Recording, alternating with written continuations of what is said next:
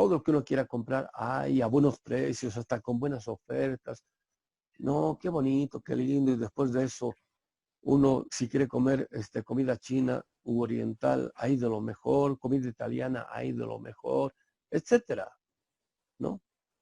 Pero digamos, es la cara que habitual y cotidianamente mostraba Estados Unidos como para decir, esta es la normalidad.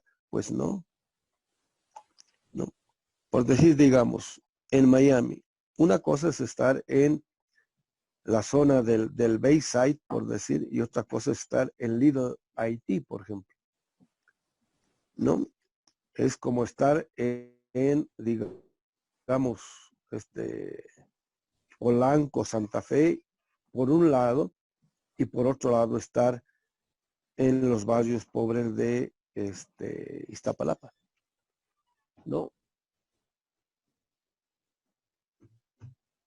Imagínense al mundo teniendo una visión de México solamente desde la perspectiva de los barrios más pobres de Iztapalapa o de Ciudad Neza, que solamente mostraran eso, solamente eso y nada más que eso, ¿no? O sea, que mexicanos que no tienen ni siquiera acceso al agua, que tienen que estar recibiendo agua en pipa, ni siquiera todos los días, sino haciendo fila tremenda, enorme para comprar agua, ¿no? Y también para tener acceso hasta las pipas de gas, ¿no? Y ya, ¿no? Imagínate, que todo el mundo tuviese esa idea de México. Diría, pues no, pues, qué miserable y pobre es México, que la gente tan pobre, no, el gobierno ha de ser tan miserable que no tiene ni para escuelas, etcétera, etcétera, ¿no? Y, o, digamos, la otra visión que se tiene de México, digamos, desde la perspectiva de Cancún. Bueno, antes era, ¿cómo se llama? La famosa playa que está en Guerrero, donde que la gente se lanzaba de los peñascos al agua, que estaba de moda en la década del 60, 70. Acapulco, ¿no? Pues antes, el punto de vista de la gente que tenía una idea de México era, pues, ¿no? Pues Acapulco, las playas de Acapulco, los charros de Jalisco cantando, blues románticos, etcétera, ¿no? Y el resto del país, ¿no? Entonces, ¿dónde está la normalidad? ¿No? Entonces, la normalidad está fuera del centro hegemónico desde donde se produce un punto de vista de lo que sería la realidad, ¿no? Y normalmente nosotros no sabemos ver eso. O sea, nosotros estamos acostumbrados a ver a la realidad desde la perspectiva que el dominador ha impuesto, ¿no?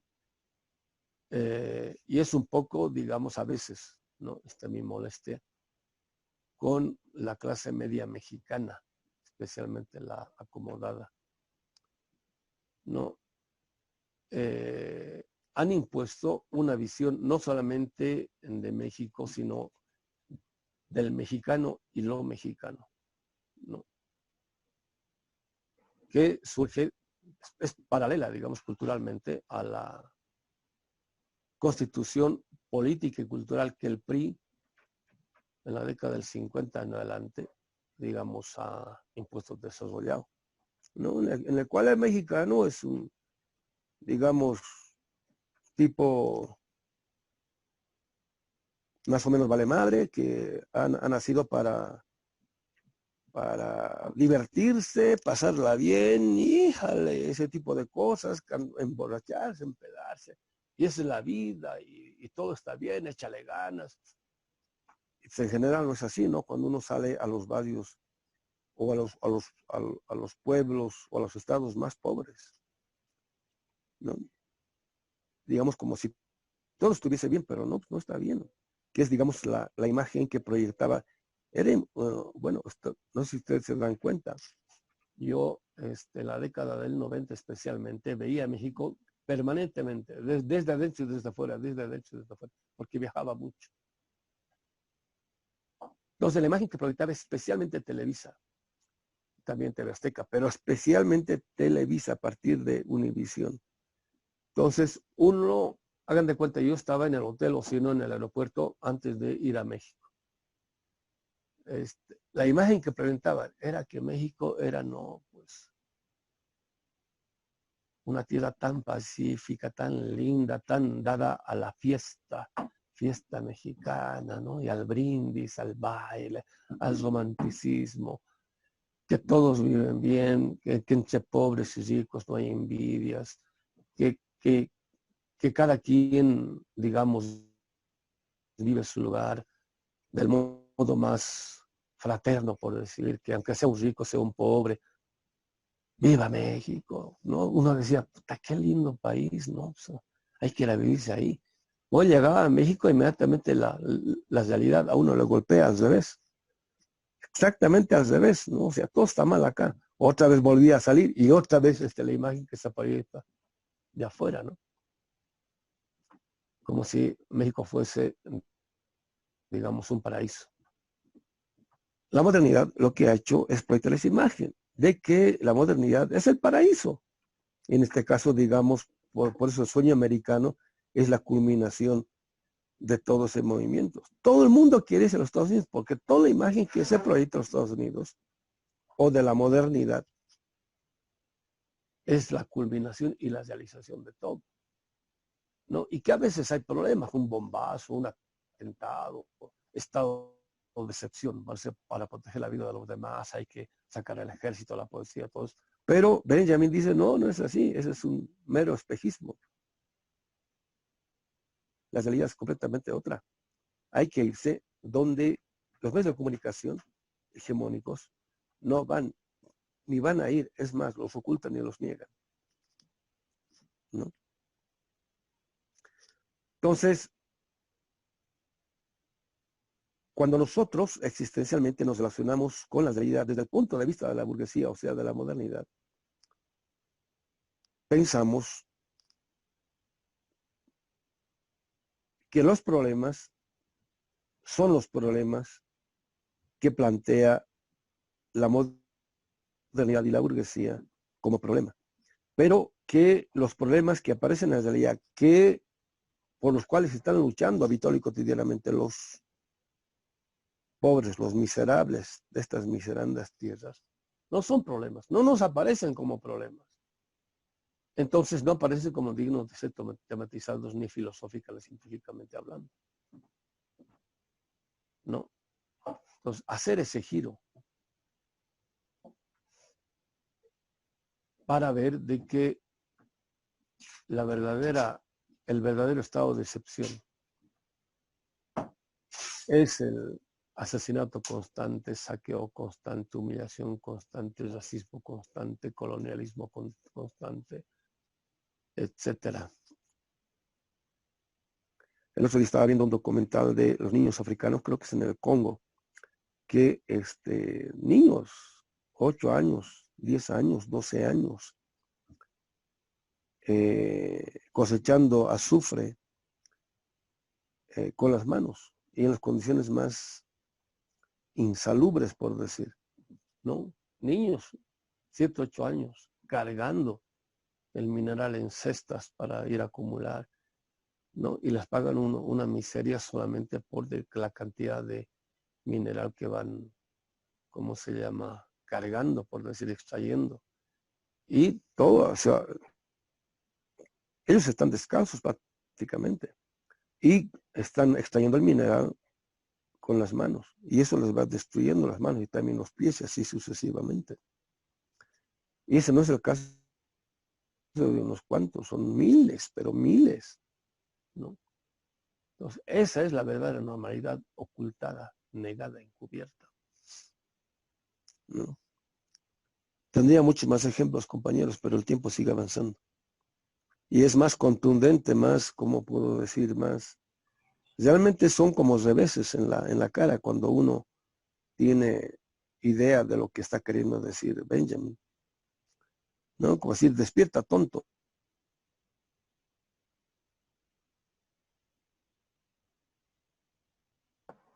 ¿cómo puedo decir? Estás en otro planeta, ¿no? No estás aquí en la realidad, ¿no? Sí, bueno, el caso de él en el siglo XX, en la primera mitad. Ahora, imagínense en el siglo XXI, ¿no? Bueno, cuanta mayor riqueza aparece, es mayor el grado de explotación, ¿no? Y por decir, digamos, en el caso de Estados Unidos, antes Estados Unidos se daba el lujo de explotar al tercer mundo. Y ahora ni eso le basta. O sea, hasta su propia clase media la está empobreciendo, ni qué decir a su clase obrera, ¿no?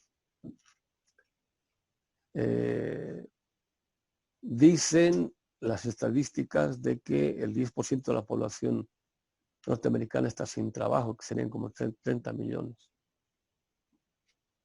Lo más probable es que hasta fin de año se llegue al 20%, o sea, 60 millones de desempleados, ¿no? Que se van a empobrecer de tal modo cuya recuperación va a estar, pero, digamos, canija, ¿no? Entonces, como ahora esa forma de explotación que Estados Unidos como pueblo hacía al tercer mundo le ha llegado a ellos, pues recién empiezan las reacciones al interior de Estados Unidos, ¿no? Pero mientras ellos estaban bien, aunque estuviesen pauperizando, matando de hambre a la población mundial, todo estaba bien. En general a nosotros nos gusta ver la noticia o el punto de vista de quienes todo les aparece como bueno y no las noticias de todas estas regiones donde se ve claramente cómo la gente padece la acumulación sistemática de riqueza, ¿no? Sí, bueno, habría una relación al respecto, en el sentido de que la visión monástica es por un lado, separación, bueno, en primera instancia elevación, pero digamos es una elevación que deviene en una separación del mundo, ¿no? Y evidentemente ahí hay una concepción de que el mundo, digamos, es lo malo, lo peor, lo bajo, etcétera, ¿no? O sea, digamos, el carácter pecaminoso del mundo. En el caso de la burguesía, en primera instancia, es una separación del mundo medieval que es rural, ¿no? Pero digamos, cuando se separa del mundo medieval que es rural, que se separa de lo rural, paralelamente es después una separación de, ¿cómo se podría decir? De la descendencia del mundo rural, que es el mundo proletariado o pobre, digamos, o del pueblo pobre, ¿no? Toman una distancia para, ¿cómo puedo decir? Es una toma de distancia explícita porque el mundo rural por un lado y el mundo proletario o pobre o pueblo, a priori aparece como degradado, ¿no? Como una degeneración, una pobreza en el sentido existencial, en el sentido de que viven estos en la ignorancia, o sea, en la pobreza intelectual, por decir. Y que a partir de ello sería imposible producir conocimiento. Entonces, es una toma de distancia, es una separación existencial.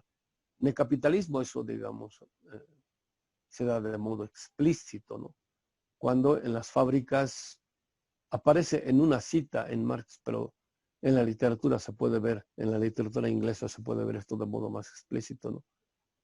Cómo es que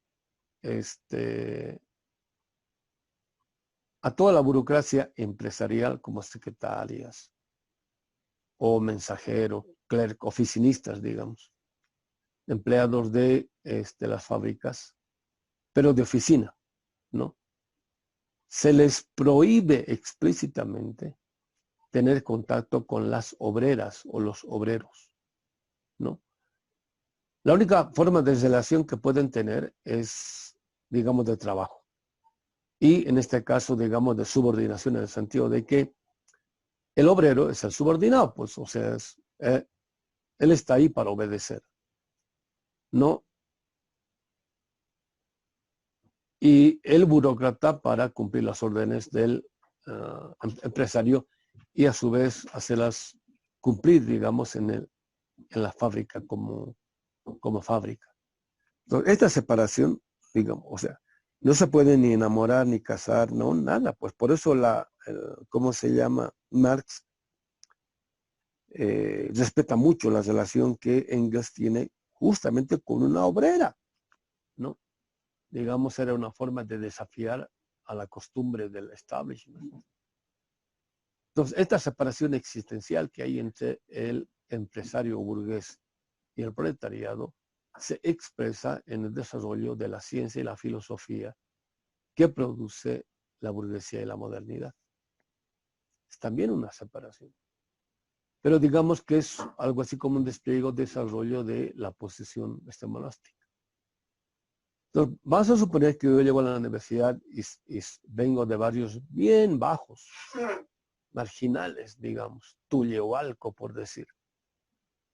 ¿No? Llego a la universidad y en la universidad automáticamente yo me pongo, evidentemente sin intención, en el punto de vista de la burguesía.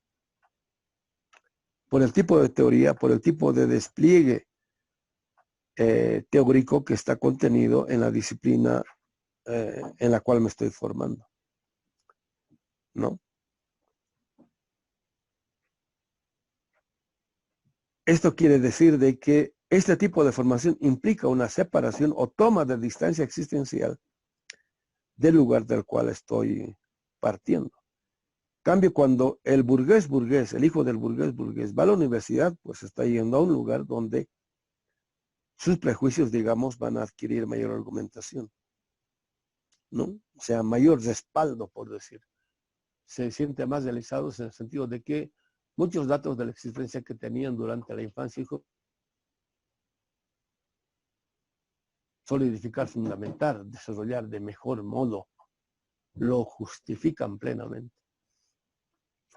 En cambio, en el pobre hacen que él se separe de la comunidad o de su localidad o existencialmente de su pueblo, por decir. Y lo normal es de que nunca más vuelvan al pueblo. Pero cuando vuelven al pueblo, lo hacen con la intención de llevar este conocimiento que no hay en el pueblo al pueblo como un servicio, en el sentido de que no, pues, nuestros pueblos son tan atrasados, hay que modernizarlos. Entonces, por decir, digamos, un médico, ¿no? Al pueblo recurrir a sus matecitos, hierbitas, todo eso. No, ahora tienen que ser la ciencia moderna. Hay que enseñarles a ser higiénicos y ese tipo de cosas. Entonces, es un despliegue de desarrollo de eso. Entonces, ahora de lo que se trata, la posición mesiánica es no solamente reveladora, sino es, como puedo decir,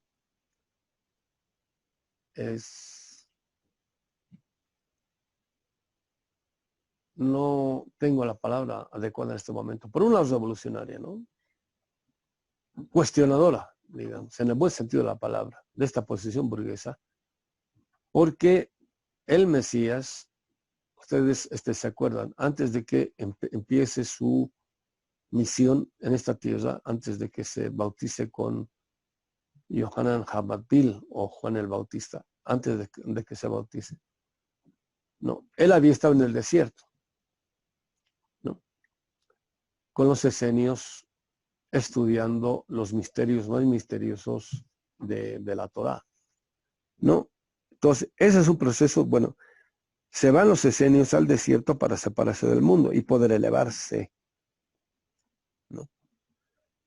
Pero el místico normal, una vez que se eleva, nunca desciende.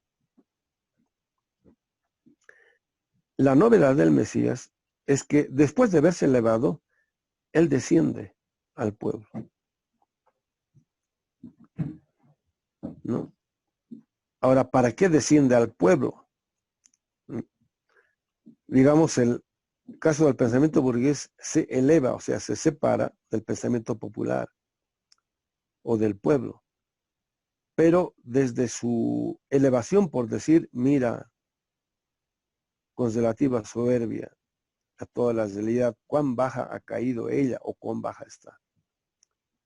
Pero no desciende, no desciende, se queda ahí arriba. Es, digamos, el místico de derecha que lo único que hace es condenar la podredumbre, digamos, en la cual ha caído el pueblo.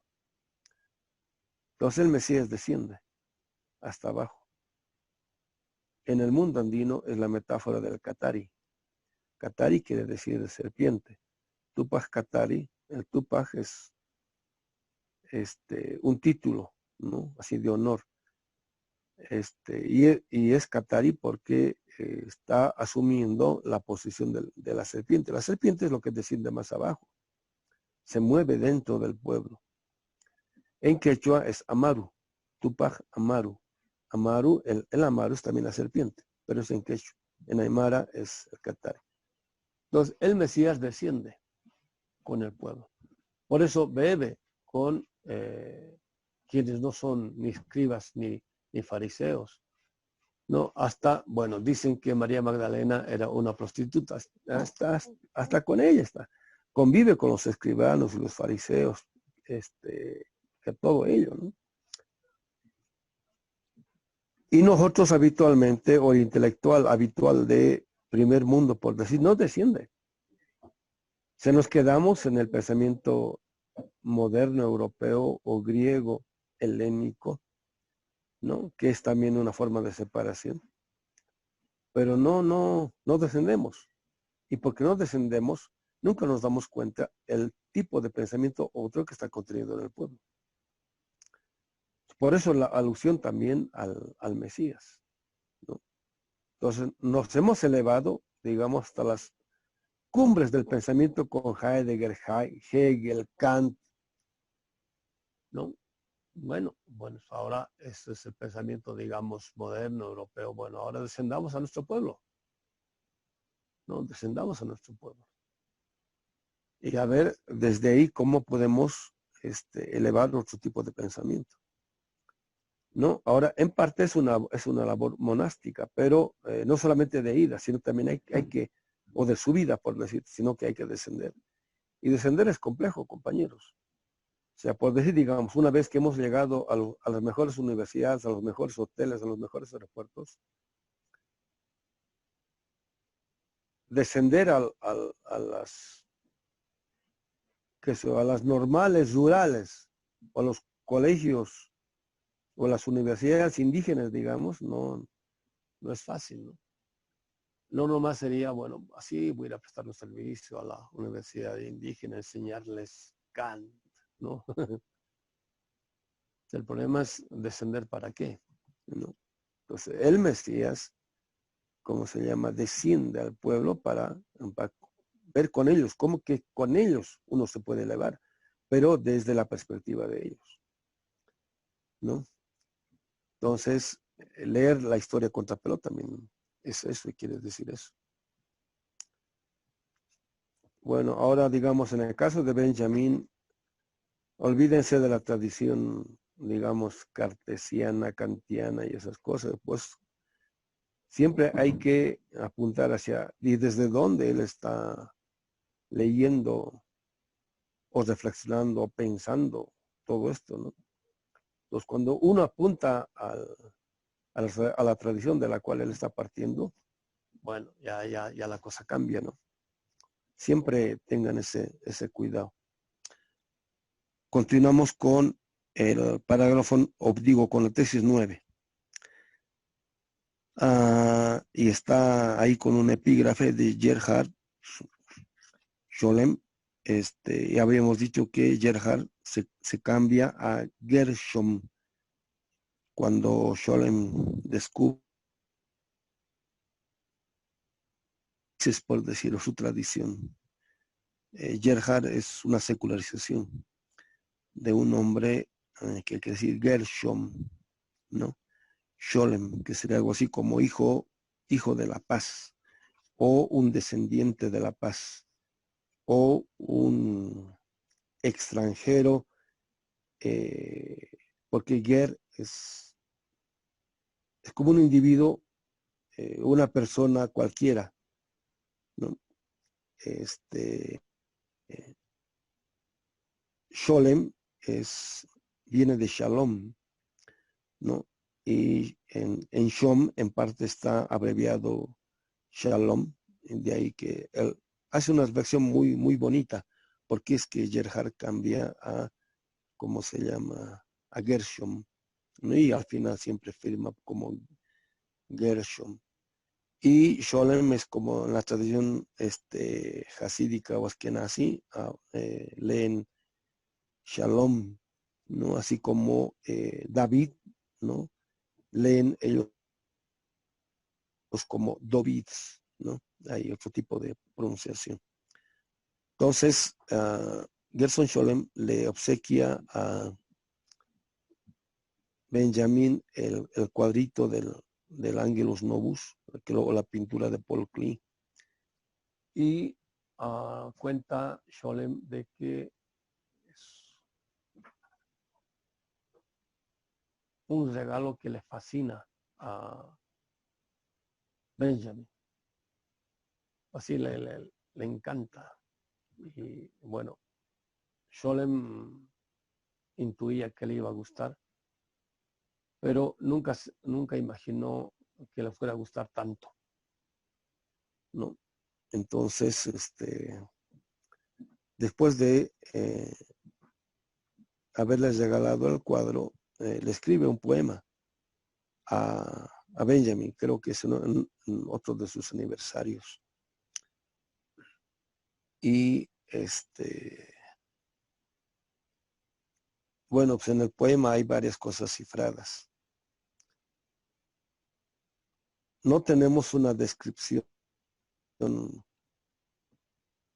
íntima o más profunda de la plática que en torno del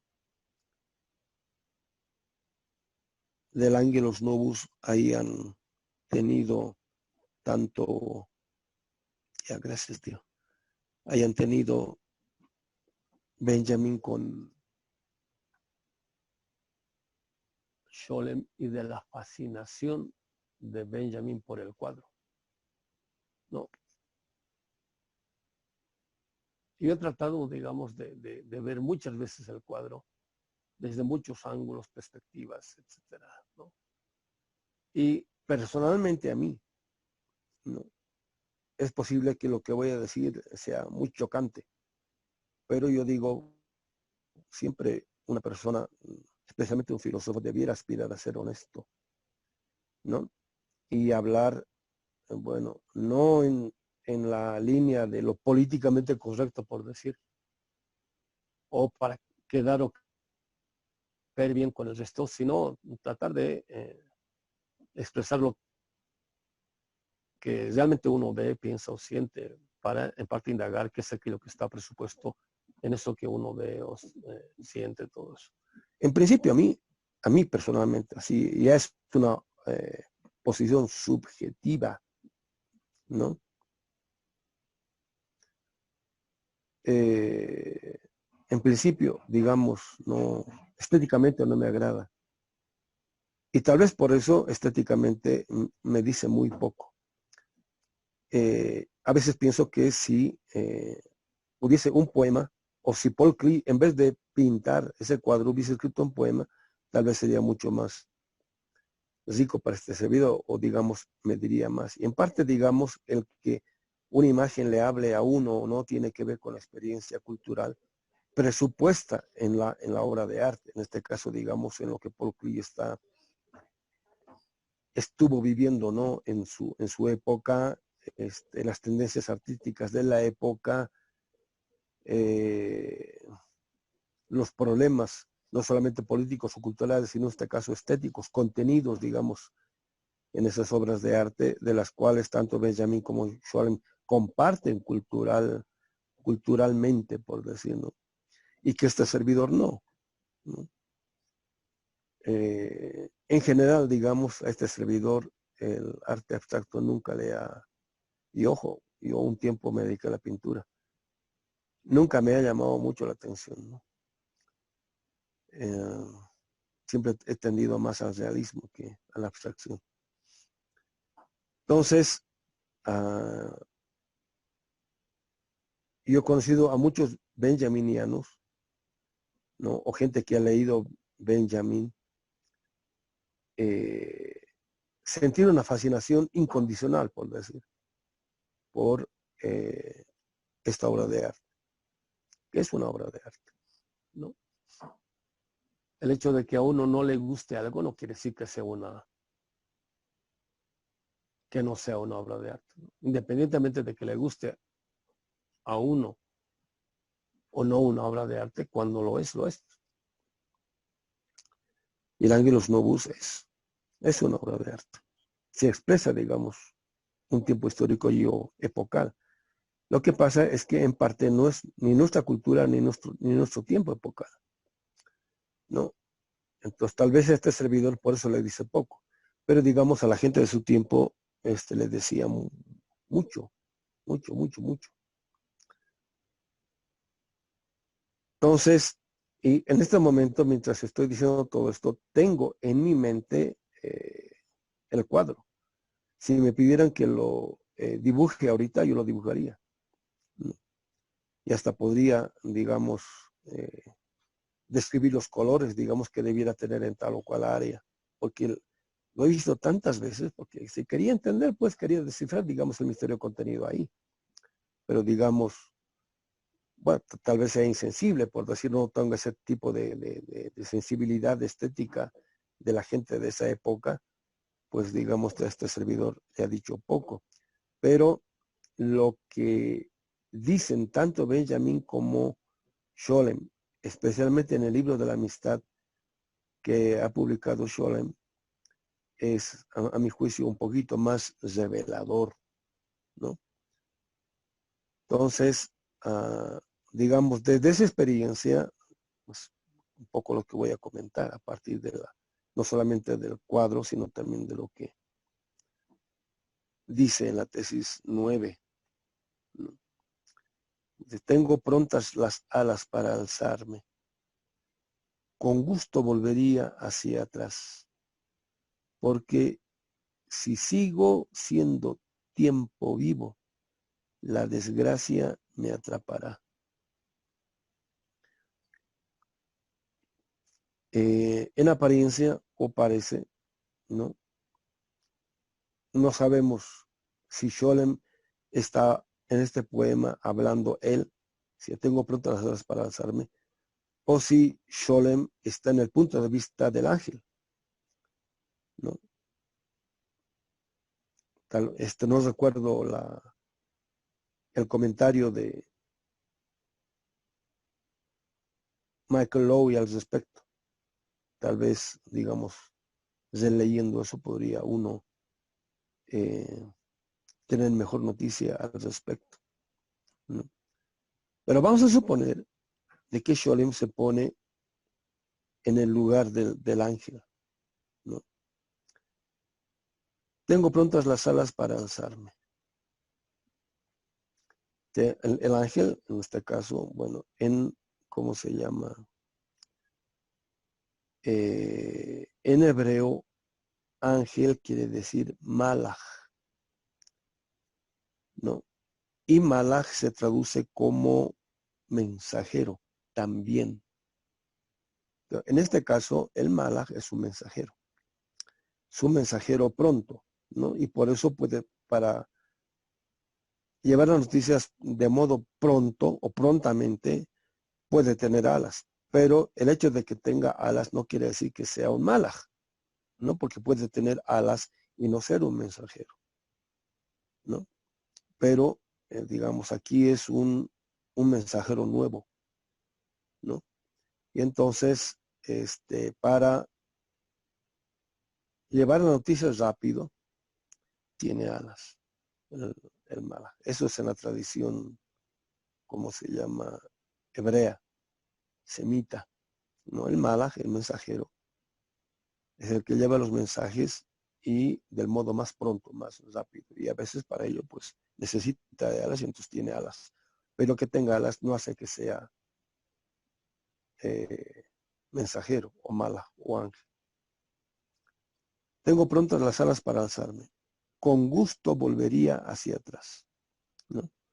Entonces ahora, bueno, se trata ¿cómo se llama? El punto de vista del Mesías. Otra vez. ¿Desde dónde lee el presente? ¿No? ¿Desde dónde entiende la complejidad del presente? O la tragedia o el drama del presente. Desde lo que hubo sido, desde lo que fue y ya no es. O sea, desde el pasado, ¿no? En los pueblos semitas, como en general en los pueblos no europeos occidentales, o sea, no modernos, en general, el punto de vista del presente, o el punto de vista a partir del cual se puede entender el presente, es el pasado. Entonces, en general, siempre en el principio hubo algo parecido a un paraíso. Y que la historia es el dejar de ser paraíso o la desconstitución del paraíso o la degeneración de ese tipo de relaciones, ¿no?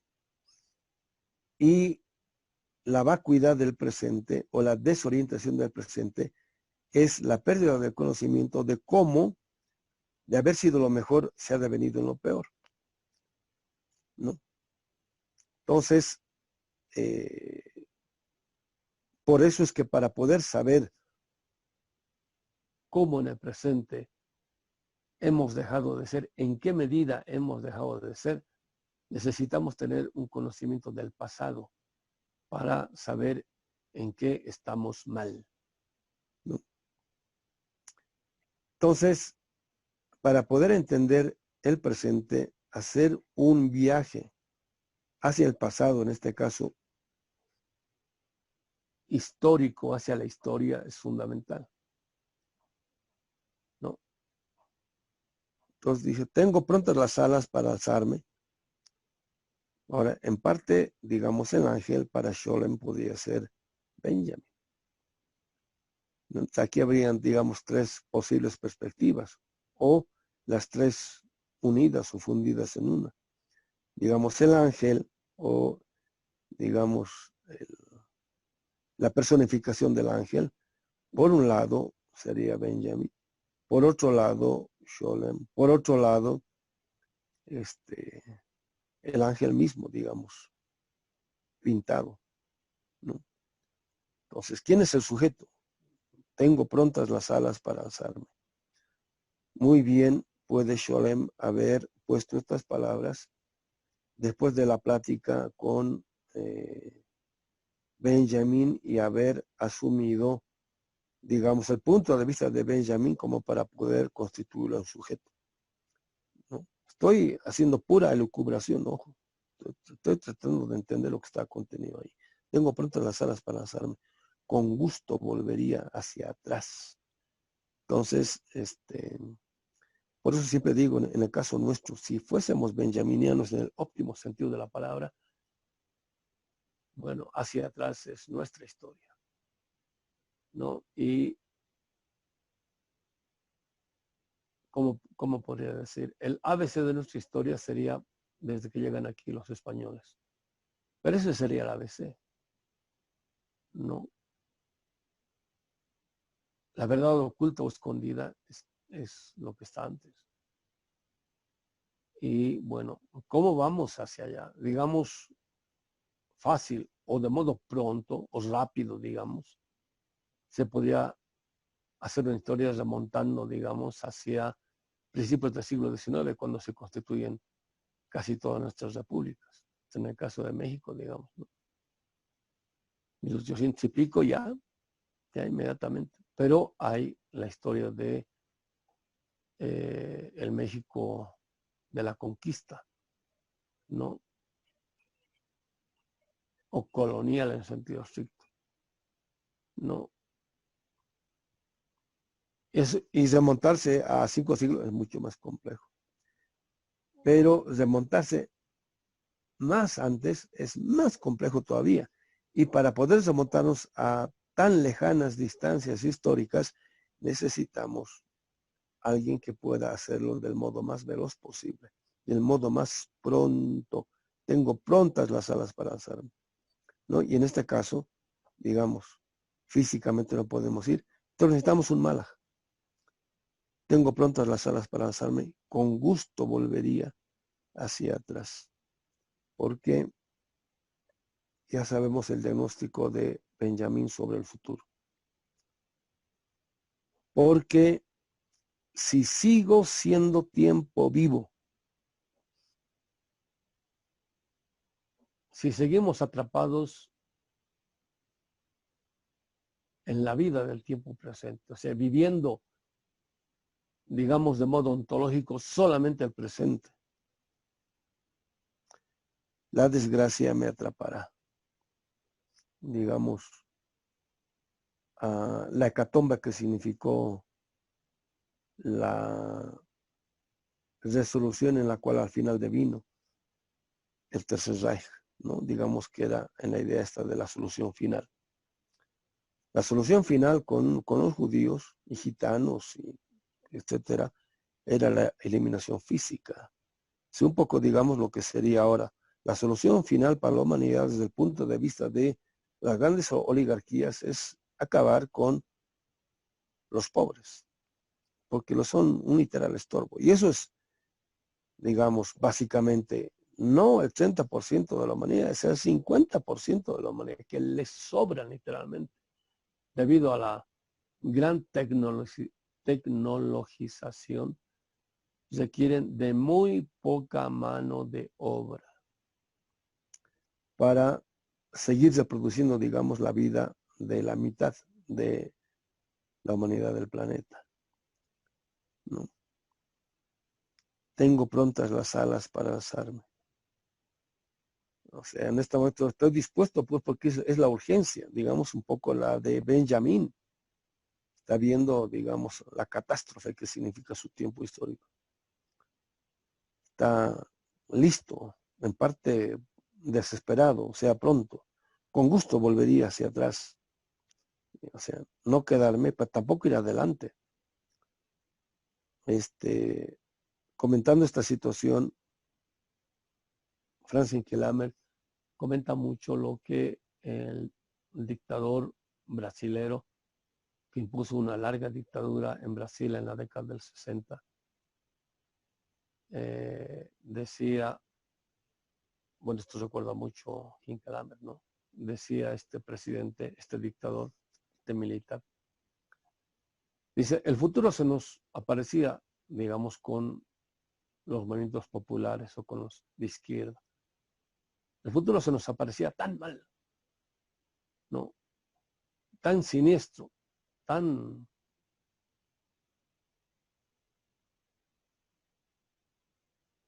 pésimo, por decir, que decidimos dar un paso adelante.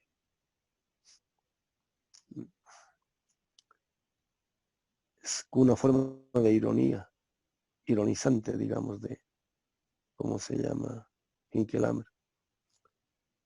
Entonces, el futuro del nacionalsocialismo, que es el contenido del futuro del neoliberalismo y en última instancia de la modernidad, no ofrece ninguna alternativa, ¿no?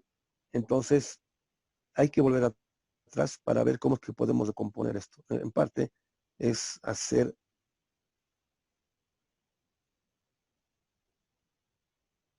no solo una lectura contrapelo de la historia, sino hacer, digamos, un repaso existencial a contrapelo de la historia, ¿no?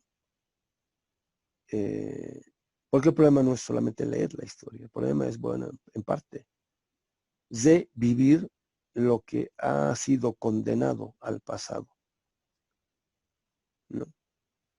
Entonces, volver hacia atrás, ¿qué quiere decir eso? Sentido cognitivo, y otra cosa sería volver en sentido existencial. Pero esto no quiere decir que llevemos la corporalidad al pasado y estemos en el pasado, no, sino recuperar, o sea, actualizar, hacer Volver al pasado en parte quiere decir traer el pasado acá. Eso quiere decir, ¿no? Pero no como hecho físico, sino como hecho existencial. O sea, volver a ese tipo de relaciones que existían en el pasado y que hoy no existen, como las de solidaridad, por ejemplo, ¿no? Porque si sigo siendo tiempo vivo, o sea, viviendo solamente acá en este presente,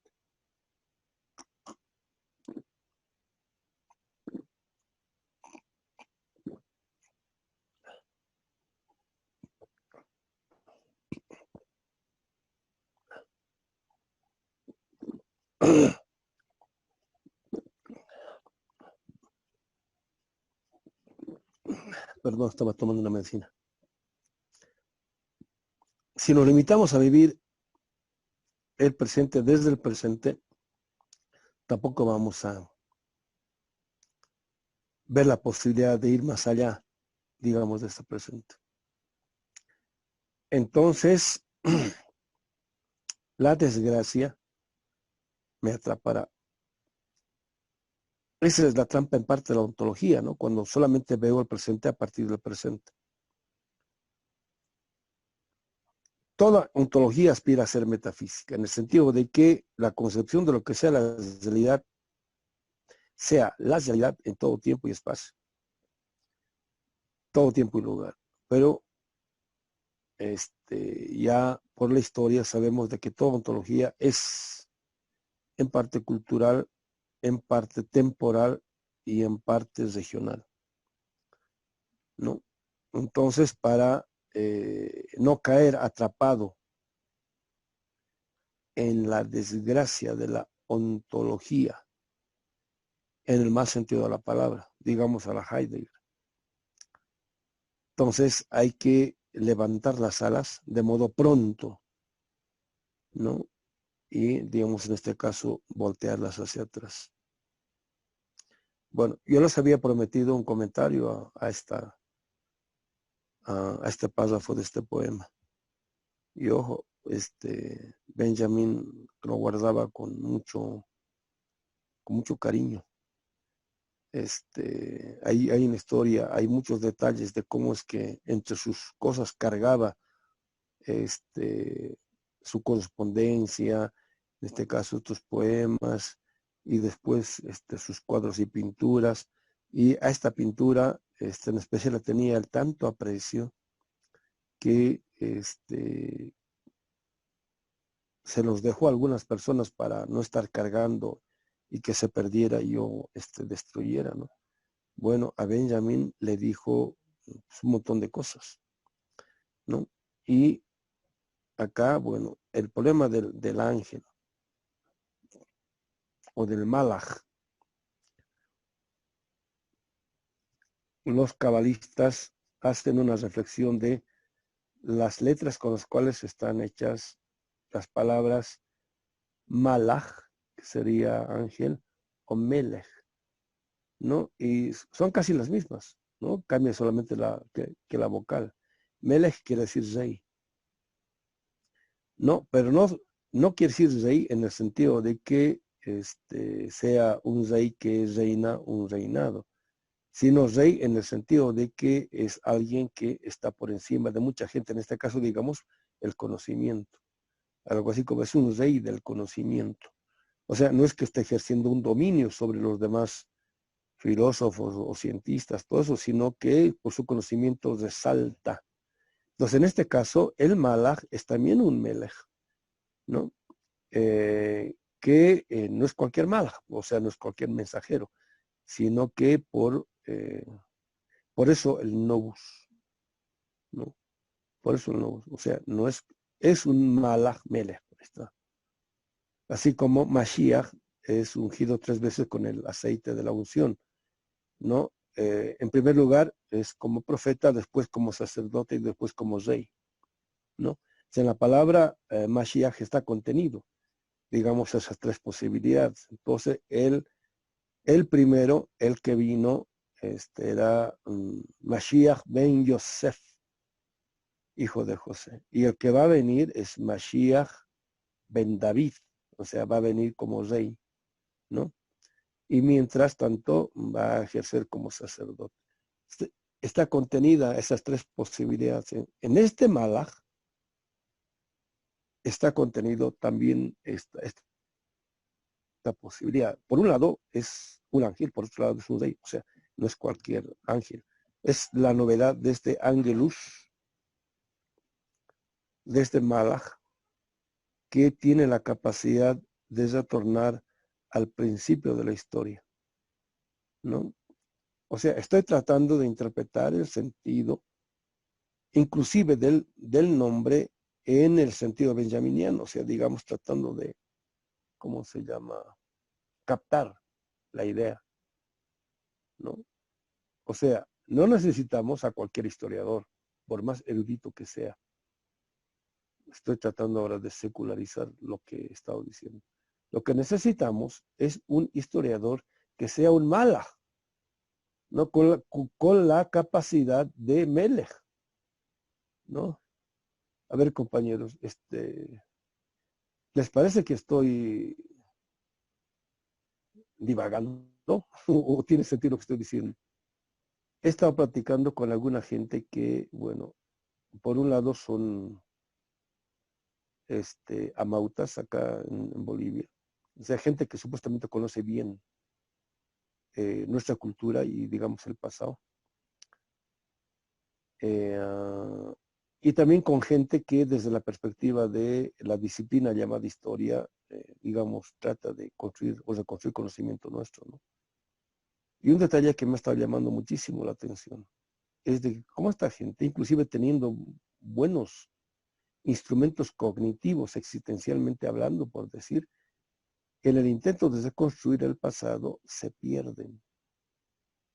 Es impresionante cómo hay un momento en el cual de pronto se extravían y terminan. Bueno, acá en Bolivia hay una palabra de origen aymara que es tohpis, o sea, digamos, completamente desorientados. ¿Qué palabra habría en México para ello, compañeros? Están en presente, pero está completamente desorientado. Bueno, despista, o si no, que sería norteado. Ahí está. Sí se entiende, ¿no? Norteado. Así, Sí, de pronto terminan, pero así bien norteados. Tan norteados que terminan apoyando a la derecha. Y gente bien interesante. O sea, su punto de partida es bien interesante. Y de pronto terminan, bueno, aquí decimos, no, pero tal vez norteado sea, ¿cómo se llama? Más apropiado, más mexicano, porque despistado es una palabra en general, ¿no? Entonces, a Benjamín no le basta un historiador en tanto historiador. Él está haciendo historia, pero si se dan cuenta, se ha metido a tantos otros temas, como el del lenguaje, por ejemplo, y después el de, ¿cómo se llama? Que ahora después vamos a ver el del arte, ¿no? Y así sucesivamente, como para poder intentar reconstruir, digamos, un tiempo histórico, ¿no? Entonces, este historiador como Melech tiene que ser Malach también, en el sentido de que no puede ser cualquier historiador. Bueno, por un lado, no puede ser cualquier filósofo, ¿no? Tiene que ser un filósofo profundamente conocedor, digamos, de la historia. O sea, no puede ser cualquier historiador, sino que tiene que ser un historiador que tiene que tener la capacidad de reflexión tan elevada como la del filósofo, pero a su vez tiene que tener la capacidad de poder tener presente siempre el punto de vista del oprimido, del negado, del condenado, del humillado, de tal modo de que pueda, digamos, aterrizar en el pasado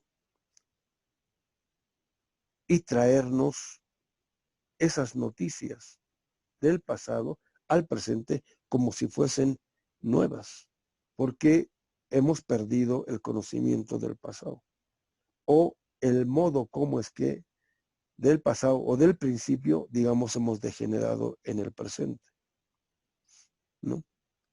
Entonces, bueno, Paul Klee puede muy bien no tener noticias o el conocimiento de la cultura semita, en este caso hebrea, o de la tradición mística judía. Pero Scholem y Benjamin sí, y por eso le pueden sacar tal vez muchísimo más jugo que el que, digamos, esté contenido en la obra de Paul Klee. O sea, a ellos les dice más, les revela más que lo que al propio Paul Klee le pudo haber revelado. ¿Sí se entiende esto último que estoy diciendo? ¿No? Entonces el problema aquí no es tanto el hecho.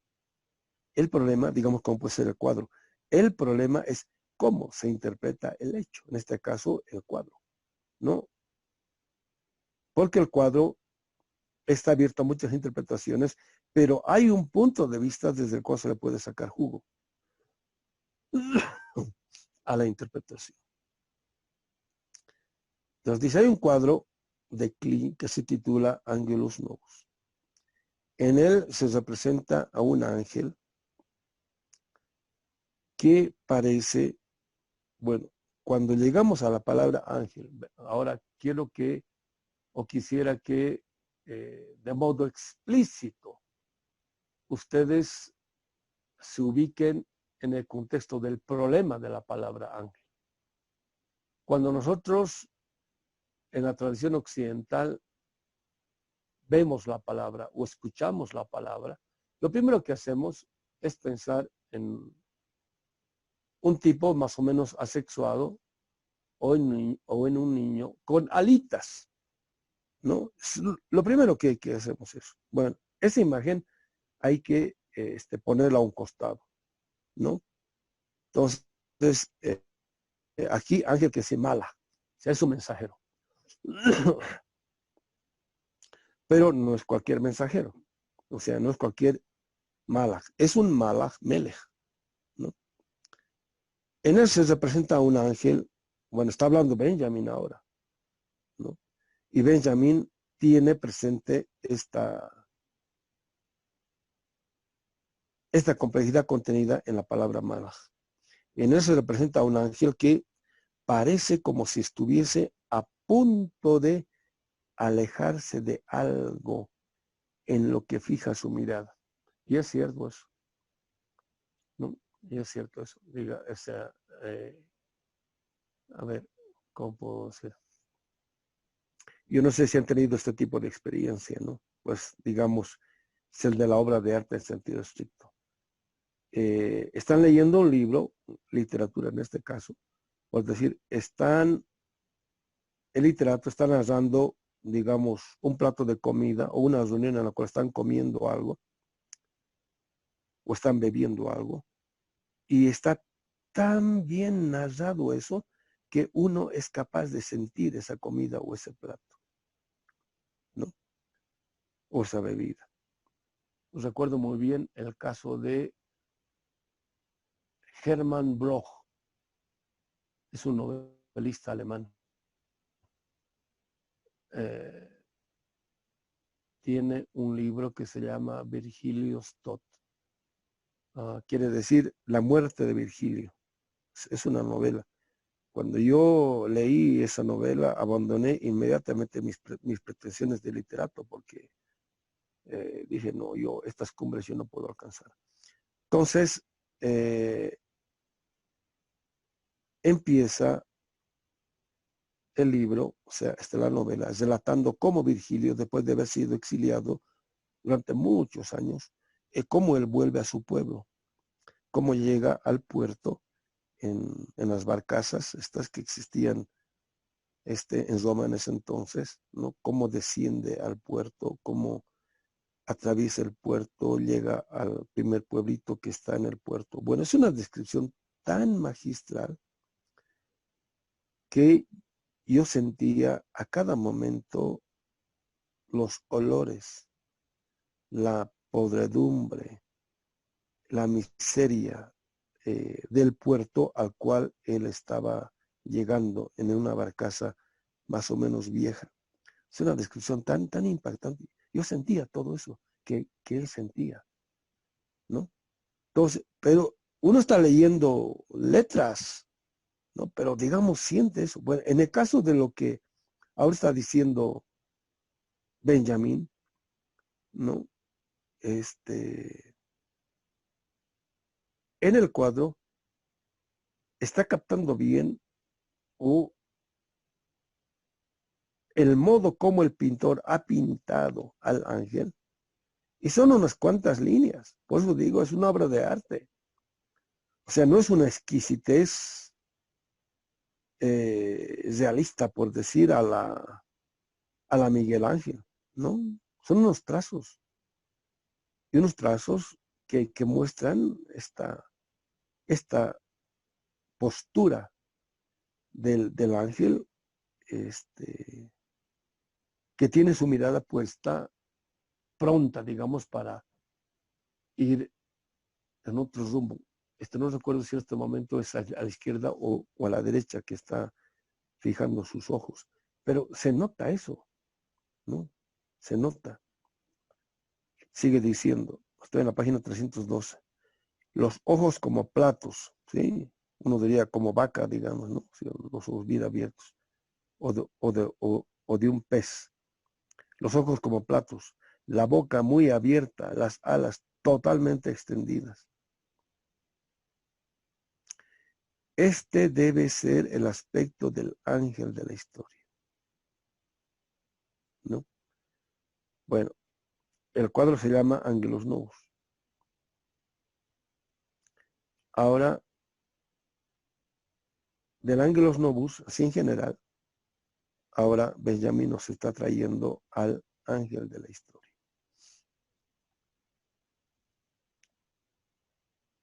Lo que voy a decir es más o menos una elucubración.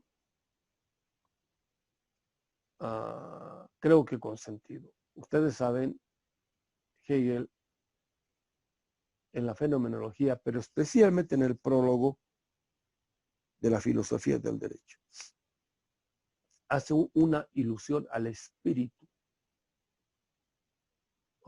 de la historia, al espíritu de los tiempos, o en este caso, digamos, al espíritu de la modernidad, ¿no? Entonces dice, bueno, siempre hay un momento en el cual el espíritu, así como si fuese un ave, ¿no? Se posa en un lugar o en un tiempo epocal, ¿no? Entonces, cuando se posa en un lugar es porque en ese lugar está viendo historia, pues. O sea, es una historia, es un punto de vista, es un lugar a partir del cual se puede entender el sentido, digamos, el espíritu de los tiempos, ¿no? Y bueno, cuando está haciendo esto Hegel, por un lado, está hablando de la Revolución Francesa, por otro lado, de la Revolución norteamericana, y otro, la Revolución, ¿cómo se llama? Inglesa, ¿no? Pero en la fenomenología, perdón, en la filosofía del derecho ya es, digamos, Europa. O sea, en Europa, digamos, se ha posado el espíritu de los tiempos. ¿No? Y a partir de él, digamos, podemos tener una imagen de no solamente ese tiempo, sino de los tiempos. Acá Benjamin estaría hablando más o menos en ese sentido, ¿no? El aspecto del ángel de la historia. O sea, ya no es un espíritu, ahora es un malaj, ¿no? Y no es cualquier malaj, es un malaj, melech, de la historia, ¿no? Los ojos como platos, la boca muy abierta, las alas totalmente extendidas, ¿no? Haciendo alusión al ángel de la historia o al espíritu de los tiempos. Yo hablaba del Malku. El Malku no es cualquier tipo de cóndor, no es un tipo de cóndor, es un título, el Malku. Es, bueno, tranquilamente, si se le hubiese contado a Benjamin la historia del Malku, ¿no? Del cóndor Malku, y hasta tiene nombre, Cóndor Malku Mamani, Mamani Mamani es un título, no es cualquier cóndor, es un gran cóndor, es el cóndor que atraviesa no solamente toda la cordillera, digamos, desde el sur de Chile hasta el sur de Colombia, no, o sea, físicamente, sino que atraviesa todo eso, porque en todo eso está contenido la voz de los ancestros, se atraviesa también la historia. Si se lo hubiese contado esta historia del Maipú de los Andes, yo creo que habría pensado algo similar respecto del ángel de la historia. Sí, el ángel de la historia es el que está llevando en parte noticias del presente al pasado y del pasado al presente, ¿no? Pero no son noticias, es sabiduría. O sea, no es un mero conocimiento, no es una mera información, ¿no? Por eso es un Malach Melech, en este caso de la historia. Estaba buscando una palabra en hebreo para historia, o sea, no del hebreo actual, ¿no? Sino del hebreo bíblico o místico, por decir, y no he encontrado, para ver las connotaciones que están contenidas ahí, ¿no? Es un poco lo que sucede cuando uno hace una disección de la palabra o de las palabras, así, de qué letras está compuesta o de qué, digamos, palabras, ¿cómo se llama? Se deduce esa composición, ¿no? Como, digamos, Malach Melech, como también hacíamos respecto de la palabra redención, ¿no? Geolá o Golá, ¿no? Y la única diferencia ahí de por medio es una Aleph, ¿no? Para distinguir la redención de el exilio, ¿no? Entonces, cuando uno tiene esa noticia o ese conocimiento, puede entender de mejor modo el sentido que están contenidas en las palabras. Para hacer una buena disquisición o interpretación es fundamental tener eso. Bueno, este debe ser el aspecto del ángel de la historia. O sea, ahora el Angelus Novus es Angelus Historicus, por decir. O sea, es un malaj de la historia. Ha vuelto el rostro hacia el pasado.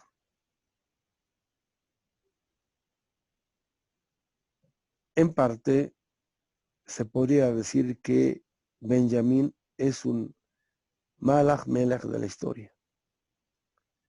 Entonces, ha vuelto el rostro hacia el pasado.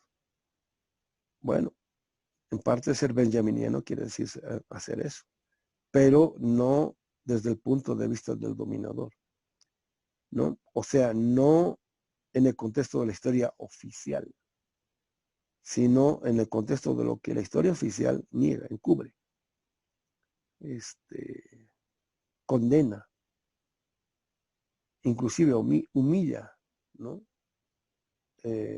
Aquí hay un dirigente sindical, pero campesino, o sea, no obrero, que se llama Felipe Quispe, a quien le dicen el Malcu, ¿no? Entonces, él era, digamos, un campesino de origen aymara, de los pueblos originarios, que cuando llega al cuartel a hacer el servicio militar, creo que en la década del 60, él dice, él cuenta, ¿no? Yo llegué completamente analfabeto. Y en el cuartel se dio cuenta que tenía que aprender a leer y escribir, ¿no?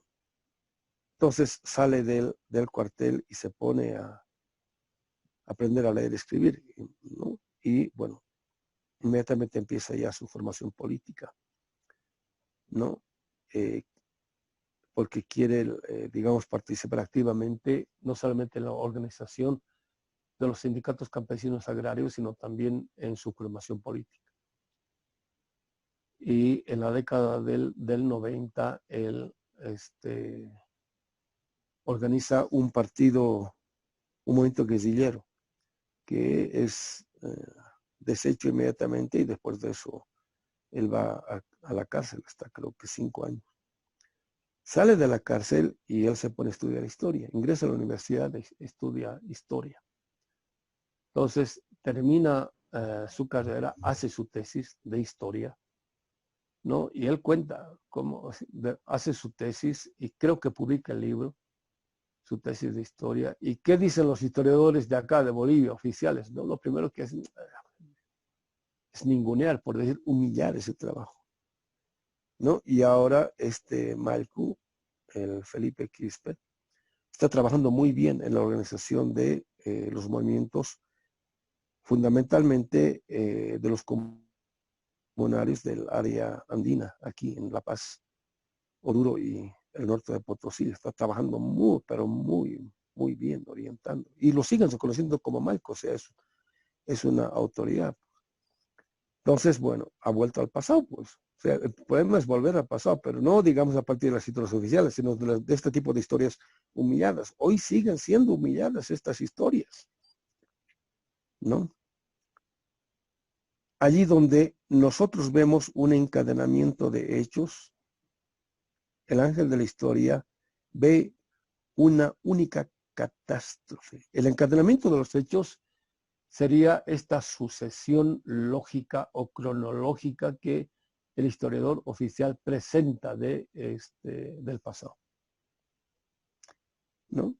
Donde normalmente es el relato de lo que han hecho los grandes reyes, los grandes emperadores o los grandes presidentes o los grandes jerarcas, o lo que yo recuerdo cuando nos daban las clases de historia en el colegio, en la secundaria, o sea, no en la prepa, sino en la secundaria, ¿no? Entonces, los profesores de historia, siempre cuando nos hablaban de la historia de Bolivia, nos hablaban de, digamos, los magnos hechos que los patricios de la sociedad boliviana, ¿no? Entonces, no sé si ustedes entienden la connotación de la palabra patricio, ¿no? Es una palabra, digamos, que designa a personas de alta alcurnia, de mucha cultura, con linaje de apellido, por decir. Obviamente en este caso, en el caso de Bolivia, era que se remontaba a los españoles, obviamente, y no al español pobre, sino al español ligado a la nobleza, ¿no? Esos son los patricios, ¿no? Entonces, todos los que habían hecho historia en Bolivia eran nobles patricios de la sociedad boliviana. El resto, digamos, el pueblo, pinche pueblo que lo único que han hecho es moverse como ganado, por decir, ¿no? Entonces, el ángel de la historia, donde el historiador ve un encadenamiento de hechos, ve catástrofes.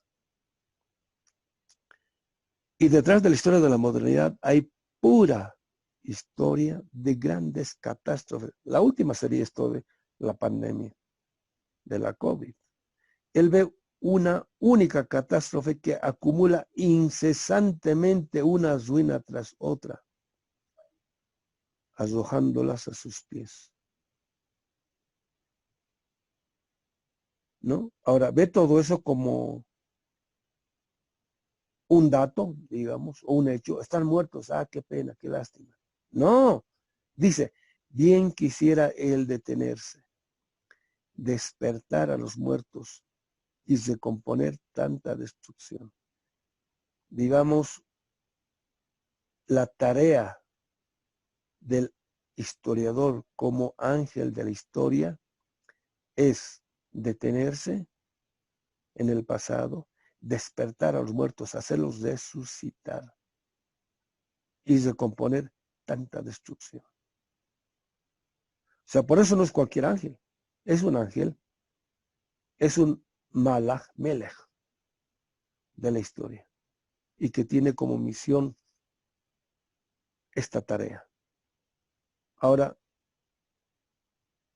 fíjense ustedes, pónganse a pensar.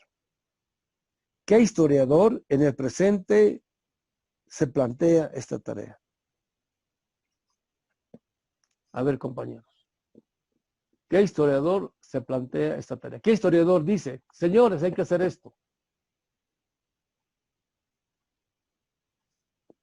Aló, compañeros, pregunta. No conozco ninguno, profesor. Nadie, pues. Nadie cree que esto pueda ser posible. Pero Benjamin está diciendo eso. Entonces, fíjense, voy a llevar el argumento al extremo. Ser benjaminiano querría decir encarnar esta posibilidad. Y que no encarna esta posibilidad, entonces no es benjaminiano. Tal vez sea un erudito o un buen lector de Benjamin, pero no es benjaminiano. Sí, pero, o sea, es más complejo que eso. Está fuerte esto que estoy diciendo. Está cañón, dirían los mexicanos. Los cubanos dirían, está tremendo chico. No. A ver, háganse ustedes la pregunta y pregúntenle a la obra de estos cuates y a ver si se ponen a la altura de esta empresa. Pregúntenle a la obra. O sea, no me lo pregunten a mí. Ustedes dicen, bueno, a ver, desde esta hipótesis o desde esta sospecha mejor. Porque yo sé que muchos benjaminianos van a decir, este Bautista ya también ya con sus exageraciones. Yo sé, yo ya estoy escuchando las objeciones ya. Ya se pasa también como si eso se pudiese, así, ¿no? Pero a ver, ustedes, que pregúntenle a la obra, ¿no? Si es que esto sería o no. Bueno, en el caso de Fanon o en el caso de Dussel, ahí están los textos, ¿no? Y bueno, tiene muchos textos históricos. Pónganse a ver si en algún momento hay una reflexión. No diré esta reflexión, sino una reflexión similar o parecida a este tipo de reflexión altamente comprometida, ¿no? Que es una tarea política, claro, pero es más que política, es existencial. Por ejemplo, en las movilizaciones, estamos pasando de tiempo.